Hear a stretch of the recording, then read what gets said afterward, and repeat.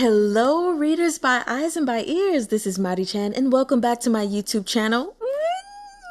I am so excited because guess what? We have officially made it to the final volume of Thousand Autumns, also known as Qian by Meng Xi Shi, and we finally get to see how things are going to pan out for Shen Qiao and Yan Wushi and just, the Central Plains in general. But I am uber excited and I can't wait to see what happens. A part of me is very, very excited and another part of me is loath for it to end. So anyway, without further ado, we will be covering chapters 111 through 114 today. So I hope you all enjoy. Chapter 111, Caught Off Guard. Yan Wushi had seen his fill of beauties in his time. All the same, when suddenly greeted with Shen Qiao dressed in woman's attire, he was left with a feeling of indescribable amazement. That was his first reaction. His second was, my venerable self truly has a good eye. The art of disguise was demanding and nuanced. Save for changing one's face directly the way Huo Xijing did, it was utterly impossible to suddenly change appearances completely. Therefore, even after dressing up as a woman, Shen Qiao's face remained roughly the same as before. However, the maid of the Huanyue sect was clever, and she had made some modifications in the details so that the contours of his face appeared gentler and more feminine. This made it difficult for even those who knew Shen Qiao to recognize him. Shen Qiao had always been very good-looking, but now that he'd been powdered and painted, he naturally became only more outstanding. Even in maid's clothes, his head bare of any precious jewels or ornaments of gold and silver, others would find their attention drawn after only a glance. Yan Wushi had also noticed this problem. Make his face sallower. After a moment, Shen Qiao's face and neck were darkened and made to appear wan, dulling his overwhelming beauty by 1/3. The maid was meticulous. Even the color of his hands had been changed, so that nothing would appear abnormal. However, neither Bian Yanmei nor Shen Qiao knew any bone-shrinking techniques. Although donning woman's attire, they were still tall and thus too eye-catching. Accordingly, Puliru Jian found 2 maids from the manor who were on the taller side as well. Northern women tended to be tall, so it wasn't that difficult a task. Though they were still half a head shorter than Bian Yanmei, the height difference wasn't too obvious after raising their souls. Only onlookers thought these 4 maids entering the palace were taller than average and didn't pay any special attention to the 2 men in disguise. Once the arrangements were finished, it was time to enter the palace. Shen Qiao and Bian Yanmei took the gift meant for the empress from the Duke of Sui's residence, carrying it before them with both hands as they joined the other 2 maids. Together, they entered the palace. In truth, Shen Qiao wasn't too worried about his own safety. With his level of martial prowess, as long as he didn't run head-on into Xueting, he would be able to escape from danger alone even if the imperial guards surrounded him. However, if he also had to bring the 2 young masters and an empress with him, things would get too difficult. If something went wrong, even if Puliru Jian didn't blame him for it, Shen Qiao's own reputation would be scattered on the winds, and he wouldn't have the face to stay in the Jianghu anymore. His thoughts twisted and turned. It didn't show in his expression, but the moment he entered the palace gates, he'd already begun calculating the shortest route out of the palace. Stop looking. Bian Yanmei seemed to know what he was thinking. Without moving his lips, he used sound transmission to tell Shen Qiao secretly. Yuan has bestowed the title of empress to 5 women. Though the empress we are going to rescue is the grand empress of the central palace, she is the least favored. Therefore, her palace is in the northwest. There's a long distance to walk between here and there. Shen Qiao also silently transmitted back. Aren't there gates in the imperial palace? What if we leave from the northern gate? The northern palace gate is never open, Bian Yanmei replied. The palace wall is too high. We might be able to leap over ourselves, but there will be many problems if we need to bring 2 or 3 more people with us. The guards under Yuan are not pushovers. If we are surrounded and their archers shoot at us, there will be no chance of escape even if we sprouted wings. Shen Qiao frowned a little. Long before leaving, they had already agreed on how to escape. Shen Qiao and Bian Mei would meet the empress, then lure the imperial guards at the gate inside and defeat them. Then they'd leave with the empress and Puliru Jian's 2 sons. If they could avoid the various patrol guards and martial experts along the way, there'd be people waiting outside the gates to receive them. At that point, they'd be safe. Once the hostages were free from Yuan Yuan's hands, Puliru Jian would directly launch a coup. Xue Ting was currently in Qingliang Temple, where Yan Wushi would go to impede him. Zhang Jingxing and Yuan Shushu weren't in the capital, leaving He Huan sect leaderless for the time being. This was an opportunity bestowed by the heavens. Puliru Jian was already in secret communication with the troops defending the capital. If his plan succeeded, the rivers and mountain would see a new ruler, and the sun and moon would shine within a new sky. But while plans could be perfect, reality was much more troublesome. Even the most meticulously laid plans could contain mistakes. Moreover, the matter itself had been a sudden one, leaving little time for precision, and there were many variables involved. Only heaven could know whether they'd succeed. Of course, because it was inevitable that Yuan would be alerted if Shen Qiao and Bian Mei were unable to rescue the hostages. Puliru Jian would launch the coup early anyway. But that would run contrary to their original purpose for entering the palace on a rescue operation. At this point, however, worrying about the past or future was useless and would only make them overcautious and indecisive. Shen Qiao and Bian Mei followed the 2 maids, passing through the numerous halls. Step by step, they drew closer to Qingning Hall, where the Lady Puliru lived. The eunuch led them to Qingning Hall's entrance. His aged face was neither warm nor cold as he said, "Her Highness the Empress is right inside. Before you enter, please open the items you brought. The guards need to inspect them." Of course, they'd already had an inspection in front of the palace gates. Otherwise, they'd never have been able to enter the palace. However, the emperor disliked Lady Puliru, so everyone in the palace had followed suit in dropping rocks on the downtrodden. This was nothing new. For as long as humans walked the land, there would be people who flattened those above them while kicking the ones below. The 2 maids had arrived at the palace with Lady Dugu earlier. When the demand came for the inspection, they took a step forward and placed a heavy embroidered bag into the eunuch's hands, saying, "Just a small token of our appreciation. Tea money for this chamberlain. We ask him not to mind its inadequacy." The eunuch felt the contents through the silk fabric. It wasn't silver. It was a jade pendant even more valuable than silver. His smile finally became genuine, and he didn't ask the guards to inspect further. "The Empress must be anxious from all the waiting. You should go in quickly and leave as soon as you're done. Do not linger." The maids gave their assent, thanked the eunuch, and led Shen Qiao and Bian Mei inside. The Empress had heard the news that the Emperor had given permission for her birth family to visit the palace, and she'd already brought her 2 younger brothers into the main hall to sit and wait. Normally, the Empress was head of the 6 palaces, so she shouldn't have needed to inform the Emperor if she wished to grant her birth family entry. However, after the Jin dynasty, the societal regulations had collapsed and fallen into disorder.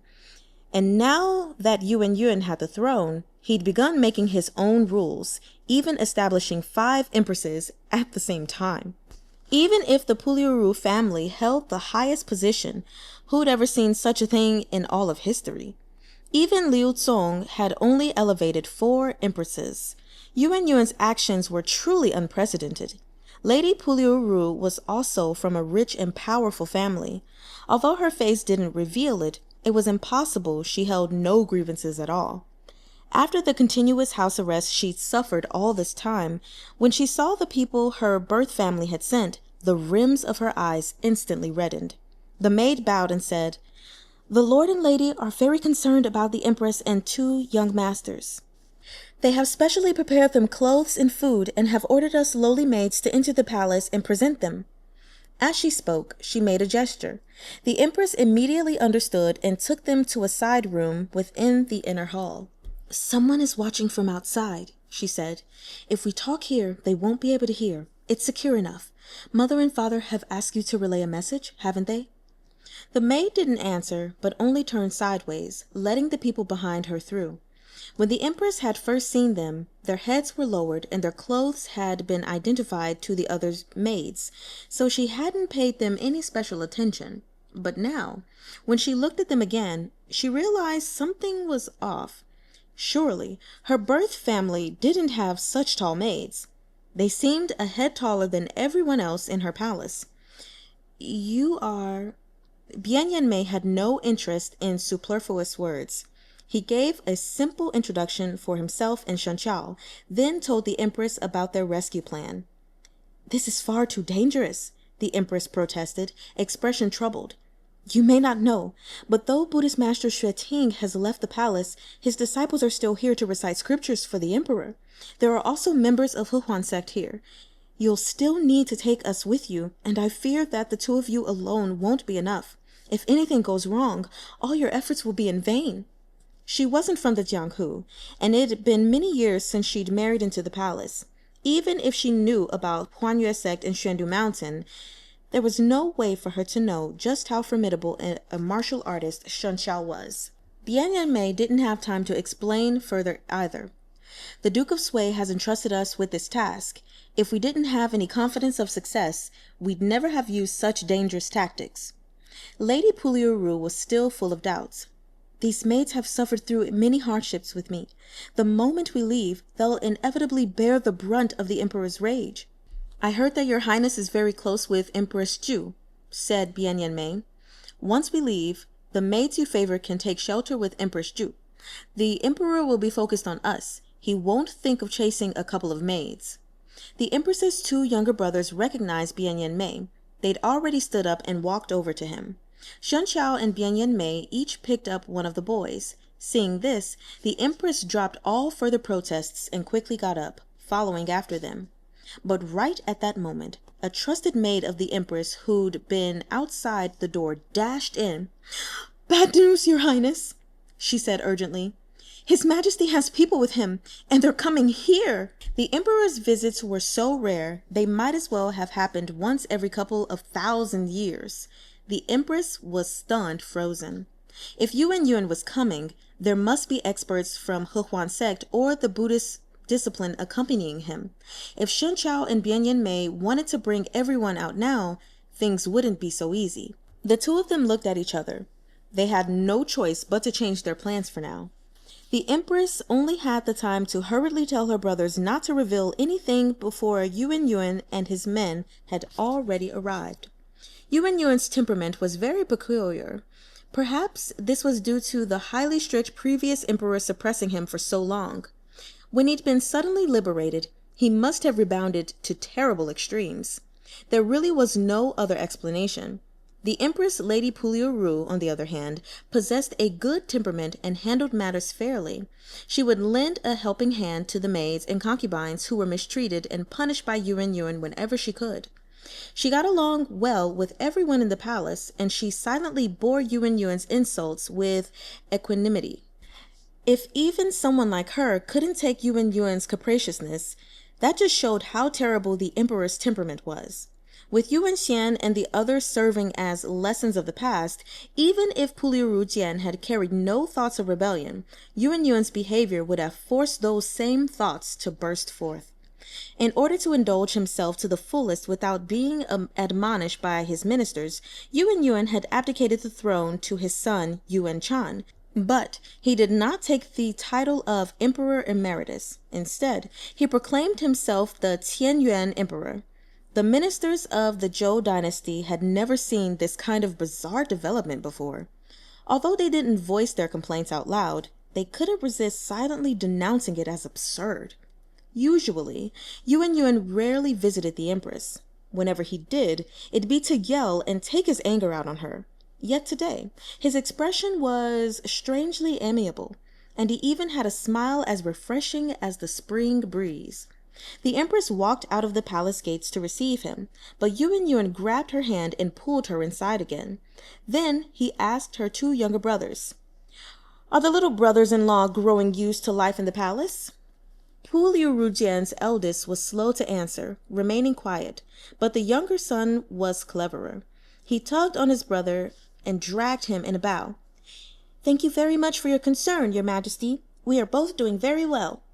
Yuan smiled. "What nice things did Duke of Sui send to you today?" he asked. As he spoke, his gaze fell on Shen Qiao and the others. "It's all food and clothing, nothing worth mentioning," said the Empress. "The palace doesn't lack such things," said Yuan. "Your father is far too meddlesome, even having someone deliver them from outside of the palace. Can it be because he believes I've been mistreating you with it?" "Your Majesty speaks too seriously," the Empress hurriedly said. "It's just because my younger brothers are accompanying this concubine within the palace. They've never left home since childhood, so my father and mother can't help but spoil them. Please don't blame them, Your Majesty." "Why are you so anxious? I didn't forbid anything. If I did, they wouldn't be able to enter the palace at all." Yuan chuckled lightly, then said to Shen Qiao, "You, raise your head." Of course, Shen Qiao couldn't pretend not to hear. "I thought that you possessed a decent profile just now. Though your skin is a little dark, if you take good care of it, you might be able to bring your appearance to the next level." Shen Qiao really hadn't expected that Bian Mei's inauspicious remark would come true. The emperor really was flirting with him. Though he thought so, he didn't say anything. He put on a look of panic and took a step back, then lowered his head once more. The Empress quickly stepped forward and smiled gently at the emperor, saying, "Your Majesty hasn't been here in a while. This concubine has been waiting day and night, and now I am finally able to see your exalted face. My heart is filled with joy. I wonder if Your Majesty is willing to stay for a meal?" A mere instant before, a pleased expression had still graced Yuan's face, but now it suddenly turned dark. "Who do you think you are, to dare ask me to accompany you for a meal? I'm disgusted just looking at you. Who knows if you'd poison my food?" Today, Shen Qiao was finally able to witness for himself the emperor's reputation for being temperamental and erratic. Though Yan Wushi was also mercurial, this was completely different. When it came to Yan Wushi's personality, others could say he's an unparalleled martial artist and his arrogance is peerless as well. But what could you say about Yuan?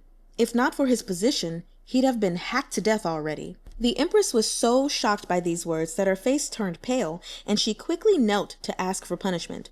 At this moment, Bian Mei suddenly moved. He jumped up and rushed towards Yuan with lightning speed. Naturally, Yuan was surrounded by martial experts. There were several monks representing the Buddhist discipline, as well as several men and women from Hehuan sect. Yuan might have been well aware of how hated he was, seeing as he brought those experts with him at all hours of the day. If Buddhist Master Xueting hadn't gone to Qingliang Temple today to pray for the imperial family, he'd surely make him stay by his side at all times. Bian Mei had calculated incredibly well. Though there were many martial experts around Yuan, there were no outstanding ones, let alone anyone of Grand Master status. Xueting, Sang Jingxing, and Yuan Xiushu were all absent. To catch some thieves, one must capture their leader first. If he could grab Yuan, then, with him in their hands, he could rescue the Empress and her younger brothers in as grand a fashion as he pleased. In a single moment, he had reached a tacit agreement with Shen Qiao. Bian Mei would be responsible for taking Yuan hostage, while Shen Qiao was to deal with the people around the emperor to stop them from interfering. It only took an instant. Just as Bian Mei burst into action, someone else next to Yuan flashed forward as well, matching his speed. He immediately shielded Yuan behind him, and wind from his palm blew forth, accompanied by a surge of true qi. First weak, then strong, it flowed boundlessly, completely beyond expectations. Before, this man's face had been covered in whiskers, and the dense hairs concealed most of his face. However, when he made this move, his hairs and beard flew up, and Shen Qiao recognized his actual countenance. Buddhist Master Xueting. He'd never gone to Qingliang Mountain after all, but he had stayed by Yuan's side the entire time. Perhaps he'd anticipated that on the 8th of April, Pu Lirujian would take advantage of his departure from the palace, so he'd specially concocted a plan to lure the snake from its hole, all to make sure that Pu Lirujian would fall short. At the same time, the other experts around Yuan also attacked Shen Qiao, one after another. Though Yuan was already prepared, he was so scared that he took a few steps back and called all the guards beyond the door to come in, shouting loudly, "Kill them! Kill them all!" Ting was the only outstanding character defending Yuan. Shen Chao had the empress and her siblings retreat into the inner hall, then guarded the passage there himself. He could hold his own against the crowd of enemies. Fending them off alone was no hard task. However, back across the hall, Bien Yen Mei was far from Ting's match. If Bien Yen Mei lost, Shen Chao would have to spare the time to deal with Ting, leaving the empress and her siblings unattended.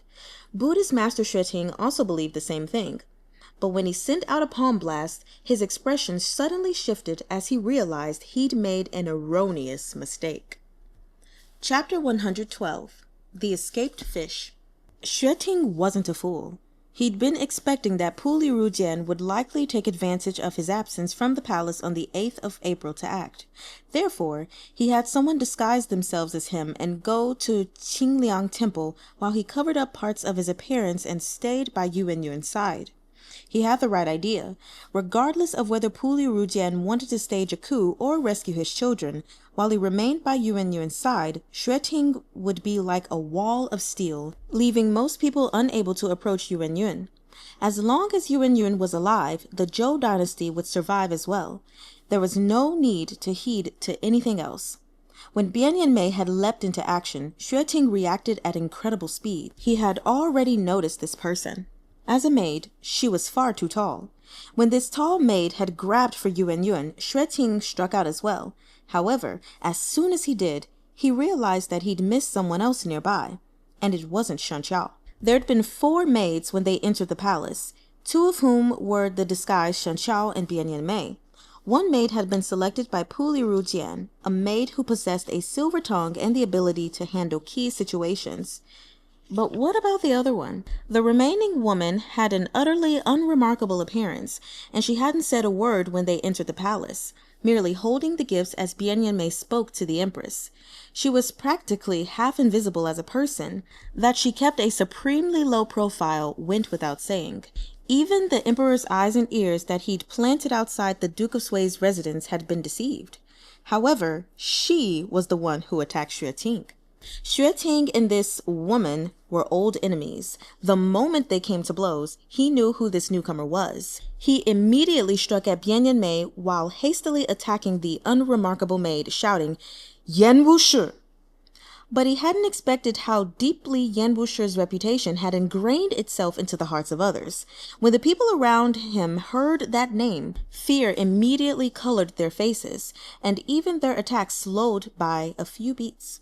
The maid laughed. It was indeed Yan Wushi's voice.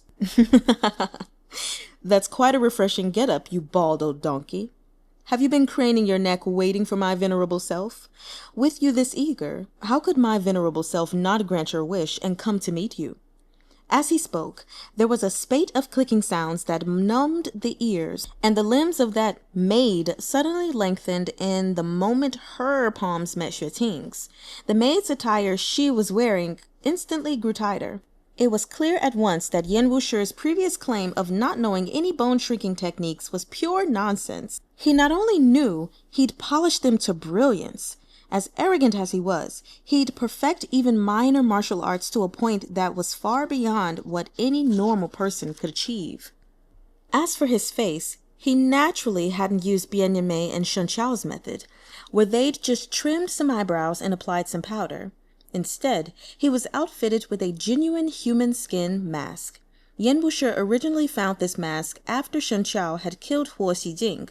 Following the principle of only a dumb bastard wouldn't grab a golden opportunity, Yan Wushi had wanted to give it to Shen Chao, but Shen Chao absolutely refused, so he could only regretfully put it on his own face. Coupled with his bone-shrinking technique, he'd become another person entirely, unrecognizable to anyone. With Yan Wushi impeding Ting, Bien Yen Mei charged toward Yuan. However, the other people around Yuan weren't slow to react either. Ting's 2 disciples, Lian Shang and Lian Mie, immediately rushed forward to clash with him. Some others had figured out that Shen Chao and his party had entered the palace on a rescue mission, so they rushed toward the empress and her siblings, hoping to take this chance to capture them so they could threaten Shen Chao and others into not taking any reckless actions. As these people had taken Shen Chao for a soft persimmon, thinking he would be easy pickings, Shen Chao naturally had to teach them a lesson on etiquette. Even if he hadn't brought Shan He Tongbei with him to the palace, it didn't hinder his attacks in the slightest. He took on 5 opponents by himself immediately, flawlessly defending the door to the inner hall. Even water couldn't have slipped through, let alone a person. But these 5 experts included those from He sect, as well as Xue Ting's disciples. Compared to the rest of the Jianghu, their skills would have been considered first-rate. They weren't easy to deal with. They'd learned many shady techniques in their time at the emperor's side and didn't shy away from using poison and concealed weapons in their fights, as shameful as those were. Though they still couldn't overcome Shen Chao, it was enough to obstruct him a little. He couldn't defeat all 5 people in such a short time. Xue Ting was truly a long-renowned martial arts grandmaster. Even if Yuan Zixiao had ranked him behind Yan Wushi, it didn't hinder his profound martial prowess. At their levels, their cultivation was already harmoniously complete. It was impossible for Yan Wushi to subdue him in one fell swoop. They each had to search for the other party's openings during the fight. Meanwhile, Bian Yanmei's goals of capturing Yuan Yun had been foiled by Lian Shang and Lian Mie, both of whom were disciples of a grandmaster and were also 2 people working in tandem. For a moment, Bian Yanmei was helpless against them. Shen Chao weighed the situation and made a decision. No longer would he guard the entrance of the inner hall. Instead, he turned around and swept toward Yuan Yun, who was preparing to sneak away. At this point, the commotion had already attracted the guards outside the door. They rushed in with their weapons, but were swept away by a palm blast from Bian Yanmei that sent quite a few of them tumbling right back outside again. Despite his outlandish behavior, Yuan Yun still cherished his life dearly. Seeing the palace descend into such chaos that even Xue Ting couldn't spare the time to protect him for a moment, he quickly stumbled toward the door. But he hadn't been expecting Shen Chao to leap forward and pounce on him. Now a dark shadow fell over his head. With Shen Chao's level of skill, Yuan Yun only managed half a scream before he was captured. Shen Chao only said one line to Yuan Yun in a cold tone. "Your Majesty, make them stop." Yuan Yun shouted at the top of his lungs, "Stop! Everyone stop!" The 5 people who had originally surrounded Shen Chao had immediately split into 2 groups when they saw Shen Chao abandon them to grab the emperor. 3 of them leapt toward Shen Chao, while the remaining 2 had rushed toward the inner hall to capture the empress and her brothers. But the 3 people who went for Shen Chao had been a step too slow. As swift as their footwork was, it wasn't anywhere near the level of Xuandu Mountains a rainbow stretches across the heavens. They could only watch as the emperor was taken hostage. Bian Yanmei, Lian Shang, and Lian Mie had no choice but to stop as well. Yan Wushi and Xue Ting, meanwhile, were locked in a fierce battle, and they had already fought the fight from inside to outside the hall. Beneath the might of 2 grandmaster-level experts, the roof was already half destroyed. It was impossible for them to stop so easily. In the beginning, Xue Ting had allied with 4 great martial arts masters to ambush Yan Wushi outside the Tuyuhuan royal capital, cracking his head open and almost killing him. Yan Wushi was too vengeful a person to let that incident go so easily. Already, he'd used the conflict between Dou Yanshan and Yun Fuyi to secretly stir up internal strife within the Liu He Guild. In the end, Dou Yanshan was poisoned and killed, and Yun Fuyi succeeded him as guild leader. However, a mere half-month after Yun Fuyi's succession, several hall masters under her received evidence of her collusion with the Gokturks. These hall masters then banded together to drive Yun Fuyi out of the leader's position, causing the Liu He Guild to split into several factions, with its power and influence divided between several hall masters. Thus, the Liu He Guild splintered completely. It became another major event within the Jianghu, in addition to the fiasco at the Sword Trial Conference. Those hall masters wanted to leverage Huanyue sect's influence within the northern business community to increase their own. Huanyue sect also needed to borrow the Liu He Guild's advantages in escort and water transport services to expand their own enterprises. For a while, they took to working together like a fish to water. Though Huanyue sect's name never surfaced within its entire tale, Yan Wushi knew just how many benefits Huan Yue's sect had gained from a divided Liu He guild. Of the 5 people who'd ambushed Yan Wushi back then, Guang Lisan had seen the way the winds were blowing and had the foresight to ingratiate himself to Yan Wushi. He also collaborated with him, sacrificing to him many benefits so that Yan Wushi would set aside his grudge for the time being. Duan Yang went without saying. He was fortunate enough to have his great Shifu, so Yan Wushi had no intentions of touching him at the moment. As for Yu Ai, Yan Wushi was planning to leave him to Shen Chao to deal with, and so he didn't do anything there either. That just left Dou Yanshan and Xue Ting. One had lost his life due to Yan Wushi's torment, and now he'd finally met the other today.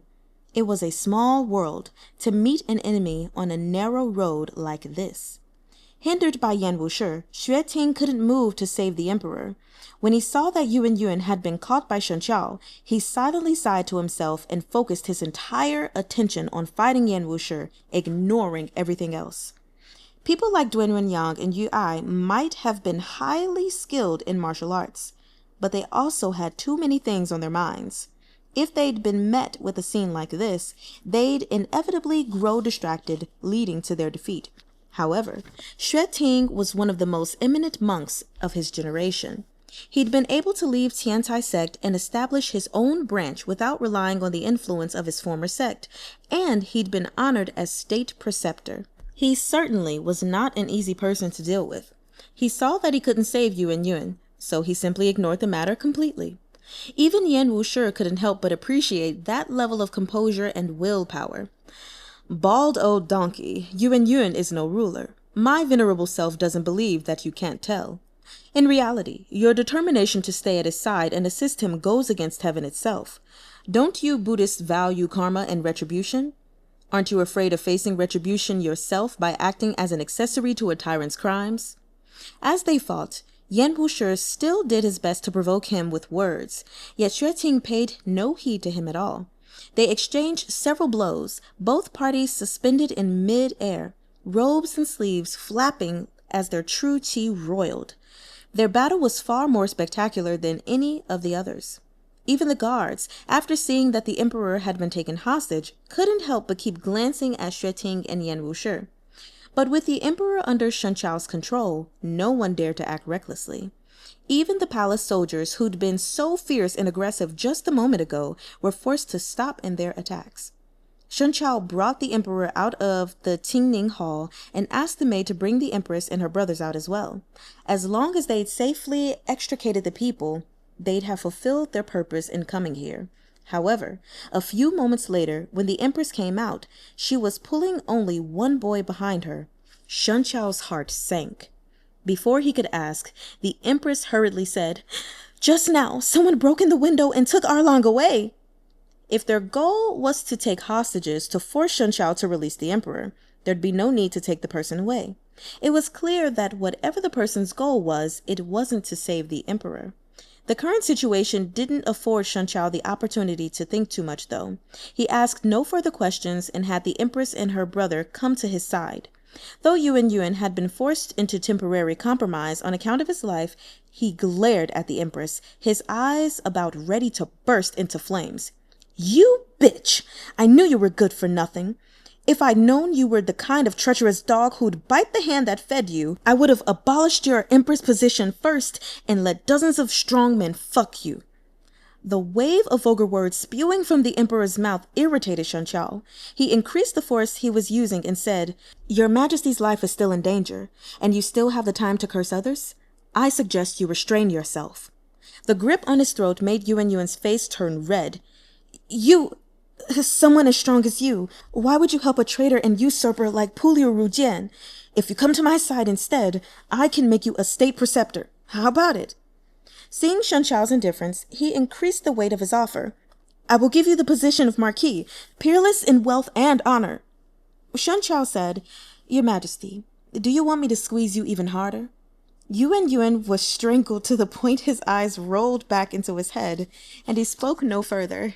With the emperor in hand, their path was naturally smooth and free from obstructions. Outside the palace gate, Puli Rujian's men were already waiting. When the empress and her brother saw their father, they grew so emotional they were practically beside themselves. The empress was especially moved. She burst into tears as she rushed into her father's arms and began to wail.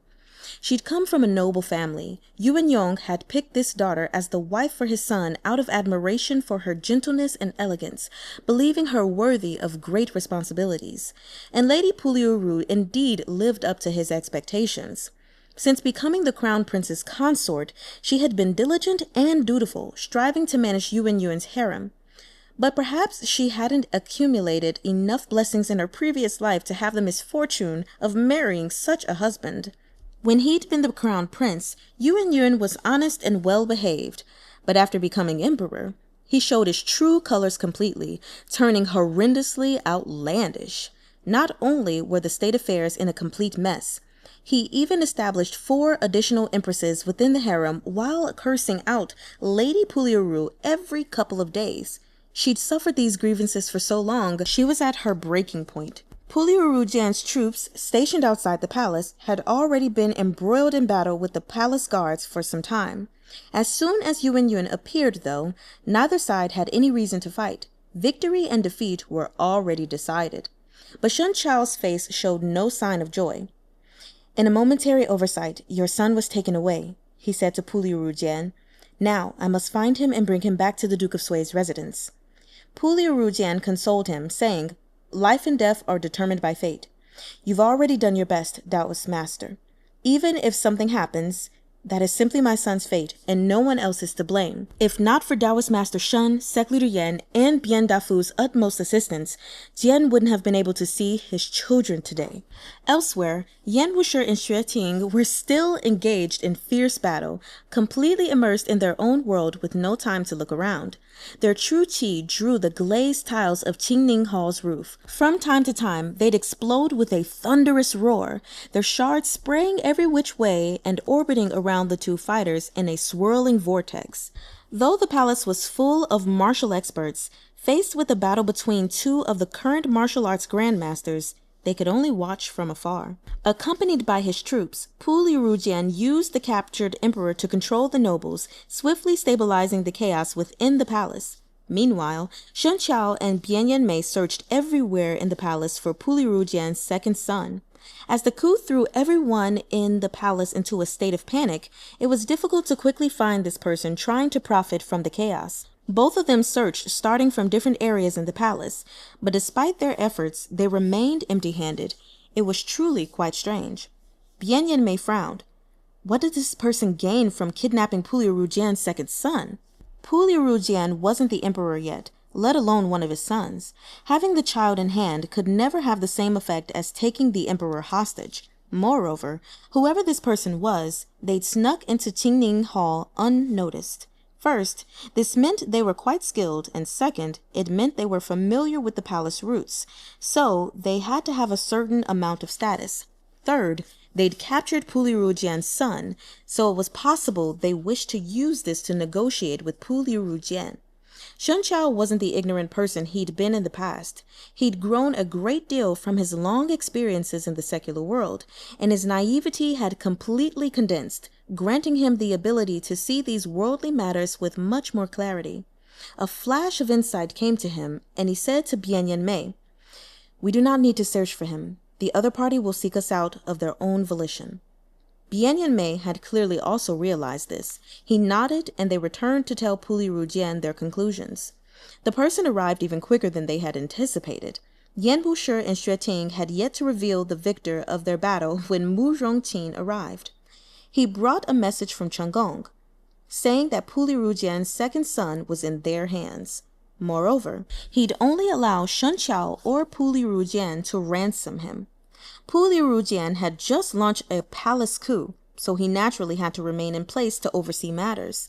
The soldiers who followed him also needed a calming force with them to stabilize their morale. It wasn't easy for him to leave. Though he was worried about the safety of his second son, he still chose to stay behind.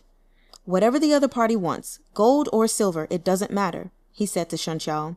"If it can save my son's life, Any amount of money is worth it. Shen Chao naturally agreed. Bian Yanmei also wanted to go with him, but Mu Rongqing said frostily, "If even someone of Taoist Master Shun's martial caliber can't escape unscathed, what's the point of you going?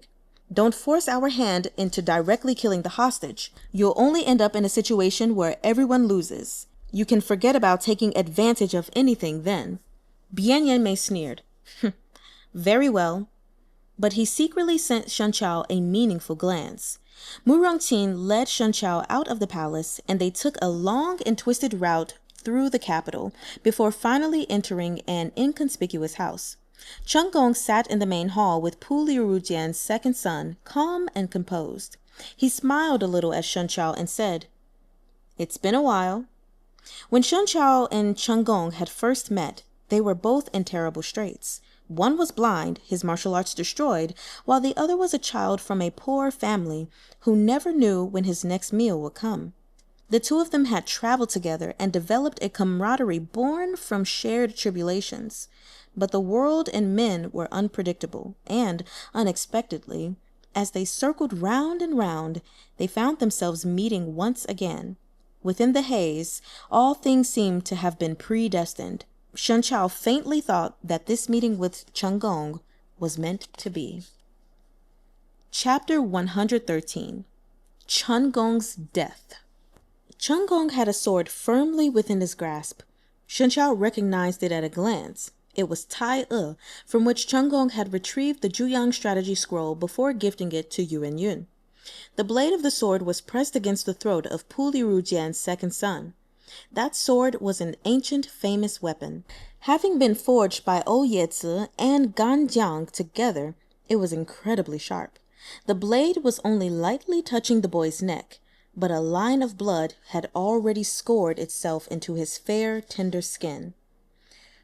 "Chuang, don't move," Shen Chao said to him, using a nickname he'd heard Pu Liurujian use for his son. Gong smiled lightly. "Please don't worry. I have no intention of harming the Duke of Yanman Commandery. As long as I get what I want, I'll immediately leave this place and travel far away. I will no longer dance about in front of you in the future, being an irritant. What do you want?" Gong made a gesture. "Please sit." He had a hostage in hand, but he wasn't anxious in the slightest. And if he wasn't, Shen Chao naturally was even less so. "Shen Chao, we met in humble circumstances," Gong said, "so we can be called friends forged through hardship. To be honest, I've always been grateful to you in my heart. Never could I have imagined that the first chance we could sit calmly across from each other like this would be in this kind of time and place." Gong had thrown away all perfunctory pretensions. He no longer addressed Shen Chao as Taoist Master Shun, but by his name directly. "I cannot afford the Duke of Zhao's gratitude," said Shen Chao. Gong smiled. "I still remember that, back in that broken-down temple, you helped me drive away those local riffraff, and you even gave me donkey meat sandwiches to eat. At that time, I thought, where did this fool come from? He's so skilled, but he voluntarily gave me his sandwiches. At that time, I was just a poor kid who couldn't even feed himself. I didn't even know what the Jianghu was, let alone reading or writing. It was a long time later that I realized that you'd once held such a high position in the Jianghu, and such a formidable reputation, but because you fought with someone, you lost everything and even had to drag your sickly body around as you roamed the Jianghu. Our journey together was full of hardships, but we finally managed to escape to Huai Province's capital. Seeing that we were one step closer to joining the Liu He Guild, I was filled with joy. But then you suddenly proposed that we should go our separate ways." Shen Chao hadn't wanted to speak, but when he saw that Gong had stopped, he said, "I parted ways with you not because you were a burden, but because I was afraid of implicating you." This was an explanation long delayed and completely unnecessary to Shen Chao. He'd experienced many betrayals, the treacherous hearts of many people, and became an even firmer believer in the phrase, "clean hands need no washing." If Gong doubted him, it didn't matter how many times he explained himself. Gong smiled and said, "At that time, I was indeed judging your upright character through the lens of my own moral failings. I thought you found me a burden and intentionally left me behind, so I was dissatisfied. Shen Chao said coolly, even if that weren't the case, you still wouldn't have hesitated to betray me to Muti Po if you met him. Isn't that right? Then what's the point of saying more? No matter how thick Cheng Gong's face was, he couldn't help the hint of awkwardness that flashed through his expression when he heard these words. However, he quickly smiled again and said, anyway, I was just saying that I've always been grateful to you from the bottom of my heart. If you hadn't brought me out of that small country town, I might still be living that miserable life, toiling endlessly, unable to eat 3 meals a day. Perhaps I'd even have to continue suffering my stepmother's exploitation and harassment. Cheng Gong, though you were illiterate, you never forgot what you heard, and you were much more sophisticated than I was when it came to the ways of the world, said Shen Chao. Your aptitude and martial talent are rare, even in the Jianghu. Even without me, you'd still have found a way out of your predicament. The reason you've fallen to this point isn't because your aptitude was inferior in any way, but because you took the wrong path. No, you're wrong. Cheng Gong shook his head. The reason my plans fell short isn't because I took the wrong path, but because I was unlucky. Shen Chao, you fell from Bamboo Peak. If Yan Wushi hadn't happened to pass by, could you have been saved? If it had been Yu Ai or Kunye who came down to search, you'd have died long ago, isn't that right? I heard that since your parents died when you were young, you were able to train under Qi Fengge. However, there are millions of people in the world with excellent aptitude. By what rights did you become the one Qi Fengge chose? When you and I met that day, you were blind, your martial arts destroyed. You looked no different from an invalid. If you hadn't obtained Zhuyang strategy, how could you have revived anew and returned to the ranks of martial arts experts? In the end, you were simply luckier than others. If I had half your luck, why would I worry about being unable to achieve great things? Shen Chao was silent for a moment before saying, those who walk different paths must part ways. If this is what you wish to think, there's nothing I can do. Looks like you don't agree with what I say, Cheng Gong said with a grin. I know that you are an upright gentleman, so you'd never acknowledge someone like me, who used all sorts of tricks and backdoors, as your equal. You see, if you hadn't helped Puliu Rujian launch a coup today, I would still be Duke of Zhao. If everyone had minded their own business, we'd have no problems. But there's nothing to be done. I know that once Yuan Yun dies, I'll have no place in Zhou. Puliu Rujian is similar to Yuan Yong. They're completely different from Yuan Yun and Gao Wei. They'd never uplift someone like me. Perhaps he'll even kill a couple of sycophants like myself in order to demonstrate the new dynasty's direction. That's why we have to sit here today and negotiate terms.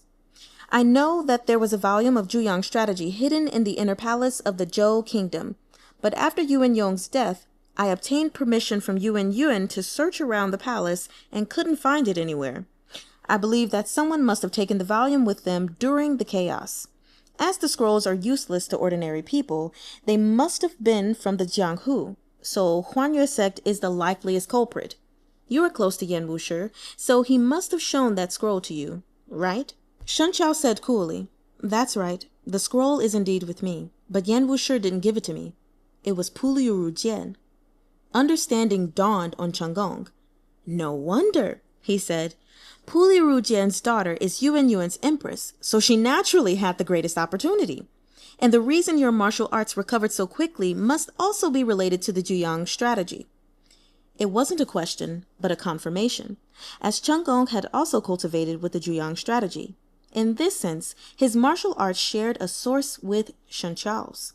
So you wish to be given the Zhuyang strategy in exchange for the Duke of Yanmen commandery? Said Shen Chao. Cheng Gong smiled. Correct. But I not only want the scroll hidden in the Zhou palace, but also the one from your Xuandu mountain. The scroll that Puliu Rujian gave me is on me now. I can give it to you, but the one on Xuandu mountain has already been destroyed by my master. I can recite it, but I don't have the original. I fear that you might suspect me for tampering with the contents. I may doubt someone else, said Cheng Gong, but I trust your moral character. Shen Chao's expression was indifferent. Thank you very much for your trust. He took out that copy of the Zhuyang strategy and tossed it to Cheng Gong. The Juyang strategy scrolls were all written upon strips of silk, and the ink had been mixed with herbs to ensure that it wouldn't fade over time. The strips were light and thin, making them easy to store. What Chen Gong received was light to the point of being insubstantial, but the material itself was incredibly rare. The moment he touched it, he knew it was the same as the scroll he'd retrieved from Tai, the genuine article. He reached out to catch the scroll, then tucked it into his lapels. Could I trouble you to recite the scroll that was hidden on your Shrendu mountain? Once I've memorized it, I will release the Duke of Yanmen commandery. As the hostage was in Chen Gong's hands, he had complete control over the situation, so he was naturally emboldened.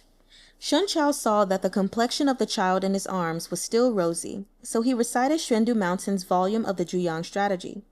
Chen Gong listened attentively. Once Shun Chao finished his recitation, he nodded. I've memorized it. There are some words and phrases that I have yet to fully understand, but I trust that the palace situation has probably settled for now. Once Yan Wushi comes over, I'll be fighting 1-on-2, and I probably won't be able to gain the upper hand. I don't have the time to consult with you any further. It's a bit of a pity. Yan Wushi is fighting with Xue Ting, so he'll probably be occupied for a while, Shun Chao said. Since I have already honored my side of the agreement, please abide by your promise as well and release the hostage. I will personally guarantee your safe exit from the capital. Forget it, said Chen Gong with a smile. Even if you don't take action, that doesn't mean that others won't. I know that Yan Wushi has another disciple in the capital, a fairly skilled martial artist. With my current abilities, we might be evenly matched. I don't want to take any risks, so I'll have to wrong the Duke of Yanmen County and have him accompany me for a time. Once I leave the capital, I will naturally let him go. Shun Chao knew that it was useless to talk about promises and integrity with someone like Chen Gong, and that anger would be even more futile. As such, his face remained placid and unperturbed, and he only looked at Chen Gong for a moment before he nodded. Fine, but if you refuse to abide by your agreement to release him, I will pursue you to even the ends of the earth. Chen Gong chuckled. Worry not. What would be the point in bringing such a burden along with me? Pu Liurujian has so many sons. I can't threaten him. I can only trade him for the Juyang strategy.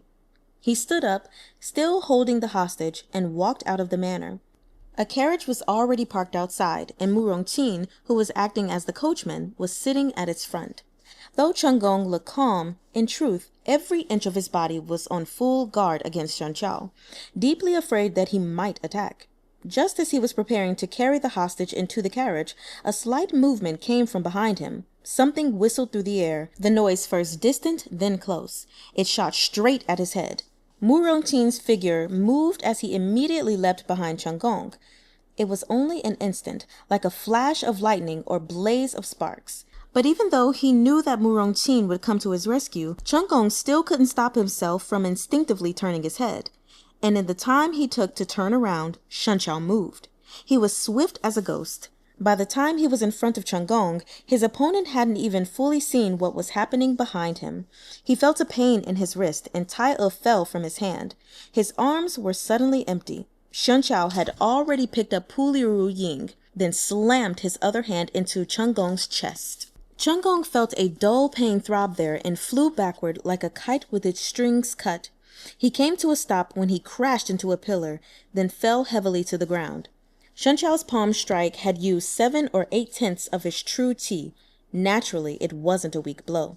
Chen Gong spat a mouthful of blood onto the ground.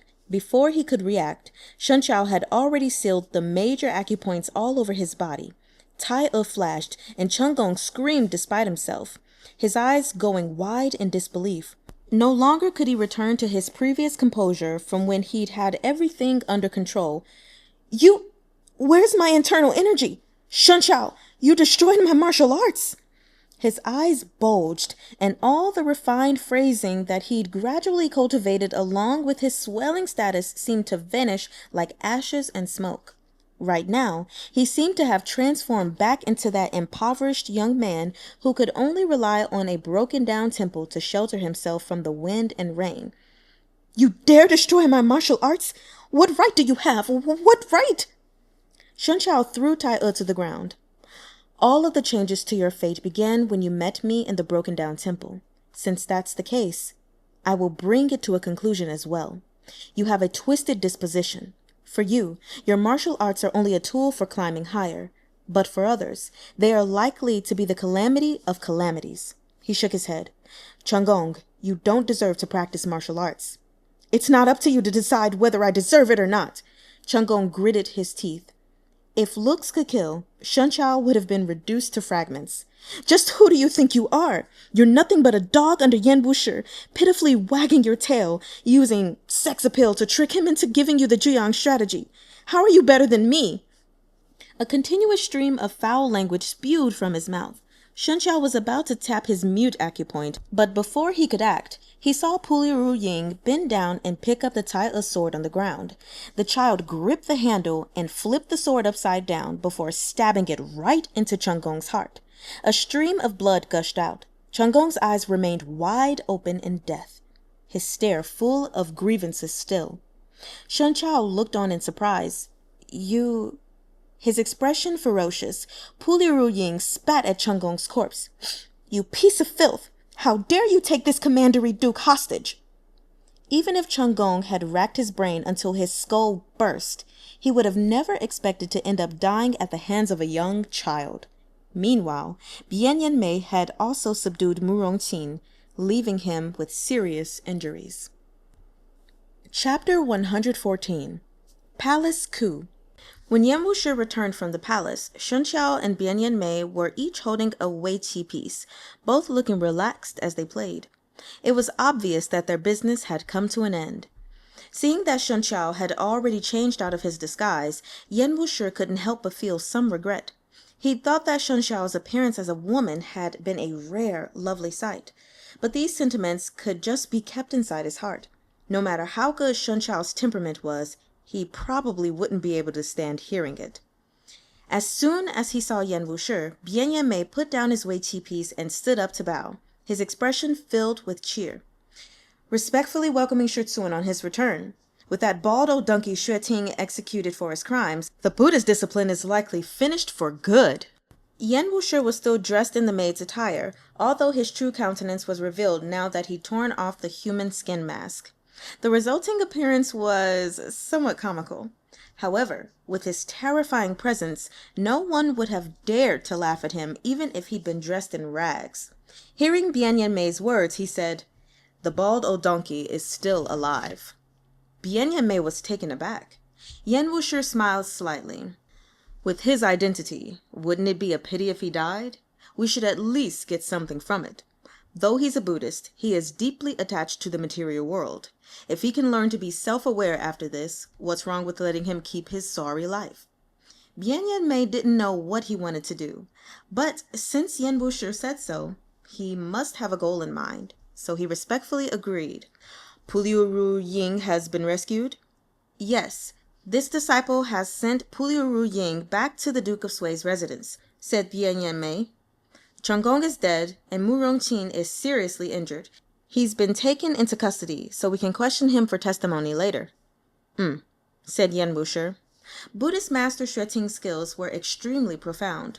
Though Yan Wushi had won this match, he'd still suffered some injuries. He covered his mouth and gave a low cough.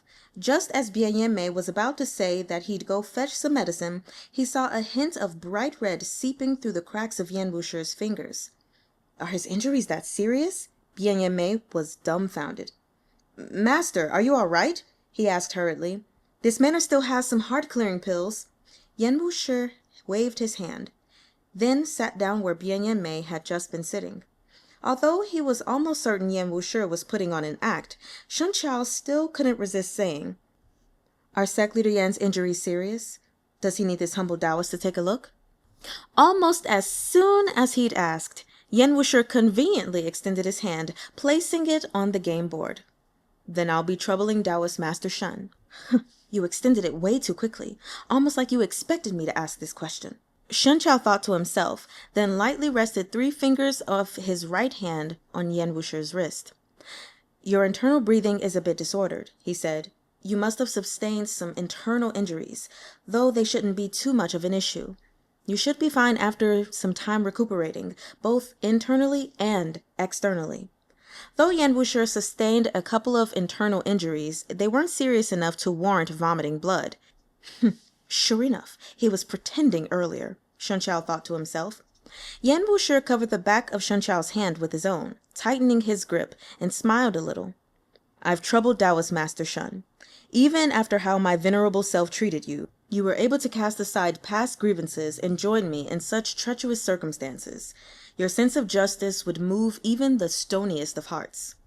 His hands were white and slender, and they felt like lovely jade that had been smoothed by years of constant stroking. Only the fine calluses between the thumb and forefinger revealed the fact that their master had been practicing the sword for many years. If someone else had said this, Shen Chao might have replied with a couple of courtesies, but he'd long grown immune to Yan Wushi. Furthermore, the man was still dressed as a woman, so Shen Chao found it even more disturbing, almost enough for all the hair on his body to fall off completely. Before he could pull back his hand, Yan Wushi withdrew his own first, as if he truly only wanted to express his sentiments. The women's clothes he was wearing were ill-fitting too. Forget about others feeling awkward watching him. Yan Wushi himself didn't feel at all comfortable either. Bien Mei had already ordered someone to prepare some hot water and clothes, and now invited his Shutsuan to take a bath and change. The great and lofty Huan Yue sect leader wearing a high-waisted skirt was quite an eyesore, but Yan Wushi himself appeared completely at ease. He calmly rose, but didn't forget to glance at the cup in front of Shen Chao and Bien Mei. What's in the cup? Honey water, replied Bien Mei. He didn't know why Shutsuan would bother with such a trivial matter. Change it to plum wine, said Yan Wushi. Ah Chao doesn't like honey water. Too cloyingly sweet. Shen Chao raised an eyebrow and looked at him, wanting to ask how Yan Wushi knew that he disliked honey water, but he felt that this was much too foolish a question. He immediately closed his mouth and looked down at the Weiqi board. Bien Mei was also slightly surprised hearing this, but he acted like nothing had happened. Yes. The moment Yan Wushi left, Bien Mei followed him out and humbly asked, Shutsuan, this disciple wishes to ask, should I continue treating Taoist Master Shen the way I have in the past? Treat him the way you treat me. Yan Wushi gave him a glance full of appreciation, like he was pleased with what a quick learner he was. It greatly shook Bien Mei's spirits, and he thought to himself that he'd guessed right. Of course, demonic practitioners had never been moral gentlemen willing to suffer grievances. Bien Mei had seen Yan Wushi dote on many beauties in the past, too, but those had been short-lived, like the night-blooming cereus. He'd once thought that the phrase, going through 1,000 flowers yet never touching their leaves, would be more in line with his Shutsuan's temperament. He hadn't expected his master to actually take a liking to a high mountain bloom growing in the midst of snowy plains and glaciers, unstained by the dust of the secular world. Bien Mei knew some things about Shen Chao's character and personality, too.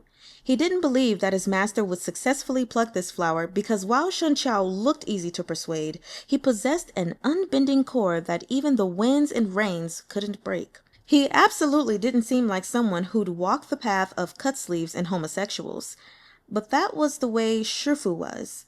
Once he'd taken a liking to something, he was determined to obtain it. When he thought about this, Bien Mei didn't know who to sympathize with. He coughed lightly and said, Forgive this disciple for speaking too much, but I don't think that Taoist Master Shen has such intentions. You two don't seem to be in love at all. Yan Wushi looked askance at him and said, Do you have any ideas? Bien Mei smiled. This disciple knows of countless ways to conquer a woman, he said. But not only is Shen Chao not a woman, he's also not an ordinary person. So ordinary methods naturally wouldn't work on him. However, there is a fitting adage for this. A devoutly chaste woman fears a persistent man. Regardless of the situation, there must be some truth to it, no? It's just what? Prompted Yan Wushi. Shutsuan has a demeanor beyond all others, said Bien Mei. If the other party were an ordinary person, even if you only wanted a passing fling, they'd likely be more than willing to share your bed. But if it's Shen Chao, once Shutsuan grows tired, he might be unwilling to let the matter drop so easily. The implication was this. If your esteemed self wished for a casual romance, the world had plenty of beauties and many who'd be willing to climb into your bed themselves. But Shen Chao wasn't only difficult to chase, even if you did catch him, you might have a hard time getting rid of him. As the saying went, inviting gods into your house is simple, sending them away is hard. Shen Chao is a martial artist grandmaster. Don't bring trouble upon your esteemed self. Yan Wushi smiled. How do you know that I only wish for a passing fling? Don't tell me your esteemed self wishes to spend the rest of your life with him. Bien Yen Mei was shocked, but he didn't dare ask and only said, I understand. In fact, he still didn't quite understand. Shen Chao was indeed an extraordinary beauty, but beauties were plentiful in this world, and Shen Chao was hardly the most dazzling or eye-catching one. Did the fact that he was also a grandmaster make him seem especially enchanting to Shutsun? By the time Yan Wushi had bathed and changed clothes, returning refreshed, Shen Chao had already filled most of the Weiqi board. Yan Wushi sat opposite him and asked him casually, You've already met Puliu Rujian's 2 sons. What do you think of them? Shen Chao didn't mind this question, and he pondered for a moment. The eldest is honest, dull but not foolish. The second is clever, and his excellent talents are apparent. Your evaluation is truly pertinent. Dull but not foolish. A phrase that strikes at the core of the matter. Forgive me for being blunt. Puliu Rujian has incredible resolve and remarkable forbearance. When he takes charge of state administration in the future, he may very well be a wise king. However, his 2 sons should have had their personalities reversed. If the second son surpasses the first in ability, it may not bode well for the dynasty and state in the future. Yan Wushi smiled. Ah, Chao, you're thinking too far, he said. Is there any dynasty that can last forever? Yingzheng had the delusion of his dynasty lasting thousands of years, but it ended up collapsing after only the 2nd generation. Who knows if those 2 sons will die prematurely before reaching adulthood? Who knows if Puliu Rujian can even remain the emperor for 10 years, if someone more powerful won't replace him? I only need to know that the person I'm currently working with can keep a clear head and avoid foolish moves. That's enough. As for the Puliu family's succession over the next generations, I'm not his father, so why should I trouble myself over it for him? Since Sekli Yan already has his thoughts, I don't need to say anything more. Puliu Rujian wanted to find a shifu for his 2 sons, said Yan Wushi. With what you just said, I can tell that you're displeased with them both. Once I get back, I'll help you reject him. Sekli Yan is a stronger martial artist than me, says Shen Chao. Why didn't they seek you out for an apprenticeship? Yan Wushi smiled and said, If you dislike them, I naturally dislike them as well. Considering our relationship, if we don't present a unified front, people will misunderstand, won't they? What relationship? And people won't misunderstand if you say it like this. Shen Chao was stunned by Yan Wushi's ability to argue black and white. Sekli Yan worries too much, he said. This Taoist master isn't a member of Huanyue sect. Even if Sekli Yan and I don't have a unified front, no one will misunderstand. The palace coup truly embodied the phrase, in warfare, speed is king. With the help of Yan Wushi and Shen Chao, Puliu Rujian quickly gained control over Yuan Yun, and through Yuan Yun, he seized control of the court as well. As an experienced politician, he didn't let this bloody conflict spread to the entire capital, or even beyond its borders. Before anyone could react, the palace had already returned to its previous calm. Before this, seeking to indulge himself in pleasures without his ministers interfering, Yuan Yun had already abdicated the throne to his son Yuan Chan and proclaimed himself the Tianyuan emperor. As a result, now that Puliu Rujian had seized control of the situation, there wasn't even a need to establish another puppet. The 8-year-old Yuan Chen was still the emperor, just with another regent above him. Yuan Yun had finally fallen into the pit he dug for himself. After Puliu Rujian came to power, he did not hurry to ascend to the throne and proclaim himself emperor. Instead, he supervised the country as the great chancellor of the left for some time before announcing that Yuan Yun had passed due to illness. He also stopped the construction of the royal gardens, and the officials whom Yuan had exiled for voicing their objections were gradually recalled to the capital, their reputations restored. Just these two decrees were enough to win over the hearts of the people. With the new emperor came new ministers. Puliu Rujian taking power also signaled the end of the easy road for the Buddhist discipline and Hehuan sect. Hehuan sect needed no mention. During the palace coup, neither Sang Jingxing nor Yuan Xiuxiu had been in the capital.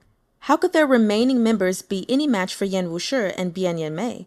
Since Yuan's ascension, Huanyue sect was forced to feign helplessness while staying incognito. After suffering came the rewards. Bian Yanmei didn't restrain himself any longer and immediately launched an attack. They captured all of Hehuan sect's allocated forces, both within and beyond the court, in one fell swoop. Now that Yan Wushi had destroyed his martial arts, Buddhist master Xueting was imprisoned on charges of immoral governance and inciting the previous emperor.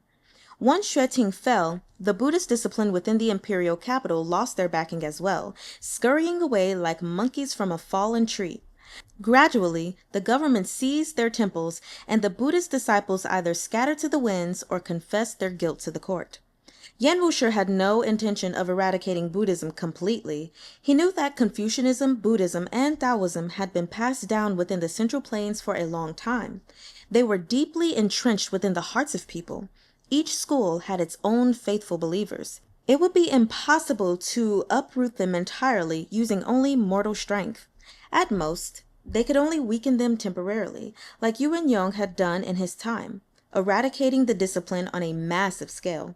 He'd killed many monks, destroyed quite a few temples, and burned a fair amount of Buddhist scriptures. But the moment he passed, the spring wind had revived them anew.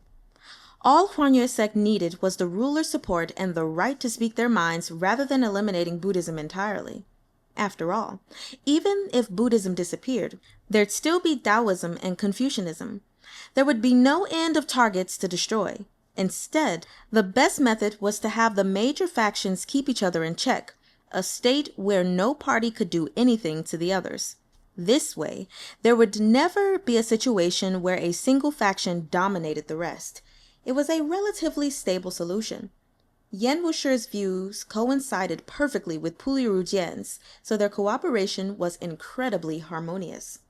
Taking into account Yan Wushi's and Shen Qiao's contributions, Puliu Rujian not only ordered the construction of a new Xuandu monastery within the capital, appointing Shen Qiao as Xuandu Monastery's perfected master of profundity and discerning subtleties, but he also generously entrusted some of the imperial family's business dealings to Huanyue sect. Furthermore, some time after he established the 3 provinces and 6 departments system, he also appointed someone from Huanyue sect to the most lucrative of positions for senior officials, the Minister of Public Works. The Sui dynasty would forever maintain an excellent cooperative relationship with Huanyue sect, at least until Yang Guang turned against them and reneged on his promise. But those were all stories for later. The February after the coup, shortly after the end of the Lantern Festival, the Emperor of Zhou, Yuan Chen, expressed that Puliu Rujian was of noble character and great prestige, and thus possessed the qualities of an enlightened ruler. He also claimed that he was young and ignorant, thus unworthy of this position, and he announced his intentions to pass the throne to Puliu Rujian instead. Puliu Rujian declined 3 times before accepting. He took the throne at Lingguang Hall and changed the name of the country to Sui, and the name of his reign to Kuai Huang. He also claimed that he wished to recognize his ancestors, so he changed his surname back to the Han name of Yang. Then he announced a general amnesty. Henceforth, a new monarch sat upon the throne. The northern dynasties changed hands. Ever since the collapse of the Jin and entry of the 5 barbarian tribes into the Central Plains, there had been hundreds of years of chaos and turmoil. But now a new chapter had finally begun. For the common people, the storms in the court and the sudden upheavals within the palace had nothing to do with them. Their demands were simple: to be well clothed and fed. However, the new dynasty's direction ultimately brought some changes. Leaving aside everything else, the amnesty alone was enough that everyone didn't need to pay taxes this year. So the people's lives became a little easier as well. More extra money in hand brought more smiles to people's faces. At last, having come so far, Shun Chao could feel the emotion stirring within his heart. For the first time, I can say I no longer regret the decision I made that day. The streets were lively and bustling as people came and went. Today, there was a temple flare, and so many people had come out to purchase the things they'd need for the Dragon Boat Festival. Pouches woven from colorful silk threads were hung all over the small stalls on the streets and alleys. It was a dazzling feast for the eyes. Hearing Shun Chao's words, Yan Wushi smiled. It seems that Ah Chao has been rather jumpy, deep down inside, this entire time. Shun Chao nodded and spoke honestly. I've been afraid lately that my involvement would result in the world welcoming a foolish ruler, making the lives of people even more difficult. The two of them passed by a stall and heard the owner's loud and enthusiastic hawking. Yan Wushi swept a thoughtless glance over his goods, then purchased a tiger doll woven from colored fabric. A looped cord was fastened to the tiger's head, while a silk sash was tied to its lower end. It had a charming, simple look, vivacious and lively. Yan Wushi shoved the tiger doll into Shun Chao's hands. Perplexed, Shun Chao asked, "For me?" Holding the soft doll in his hands, he fiddled with it, moving it back and forth. He couldn't help but smile. Truly quite cute. Yan Wushi chuckled and thought to himself, "Yes, like you. Big cats, small cats, they're all cats. My venerable self spends my days in the company of cats." After strolling through the market, the two of them went back. Yan Wushi's junior preceptor residence was already unsealed, and Yang Jian had bestowed upon him a new noble title, changing its name to the Duke of Wu's residence. Yan Wushi now lived here. Meanwhile, the construction of Shun Chao's Xuandu monastery hadn't finished, so he could only stay here as a guest. The steward saw Yan Wushi and quickly came over to report that the second young master had returned. He'd also brought someone with him, a person claiming to be Taoist Master Shun's Shidi. Shun Chao thought this strange, and when he saw Yu Shengyan and the person who'd arrived with him, he couldn't help being even more shocked. Shidi? All right, everyone, that concludes the reading of chapters 111 through 114 of Thousand Autumns, Volume 5, also known as Qianqiu by Meng Xi Shi.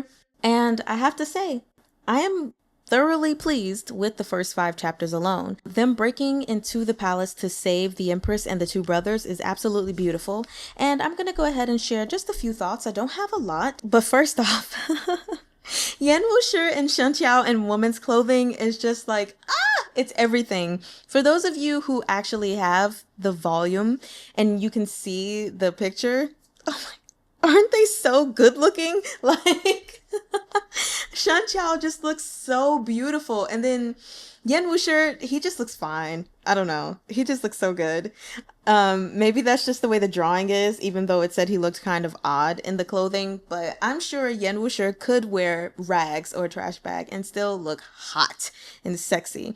And then Shun Chao could look ethereal and beautiful. I have a question for you all because I'm curious to know your answers. So, Chen Gong's death. First off, let me say, when I read the name of that title, in the fan translation and in this translation, I was super happy. I was like, finally, this dude needs to die like years ago. So I have a question for you all. Does anyone think that if Puliuru Ying didn't kill Chen Gong with Tai E himself, that Shun Chao would have done so? And I'm asking because of how things played out. Like, he clearly took his martial arts away, and then the next thing he was about to do was push his mute acupoints. But instead, Puliuru Ying was like, ching, and he ended up dying. I don't think that Shun Chao would have killed him. I think he probably would have been captured and then put into prison along with Mu Rongqin and apparently Buddhist Master Xue Ting. But in all honesty, like, Chen Gong was such an annoying character to keep coming by. Like, in his growth and everything and betrayal that I just feel like he needed to die. Because if he stayed alive, ain't no telling what would have happened. That man would have found a way to be that annoying little bug or fly that comes right back to cause more trouble. So I was happy he died. Something I found interesting was on page 52 when Bien Yimei talks about Shen Chao's character.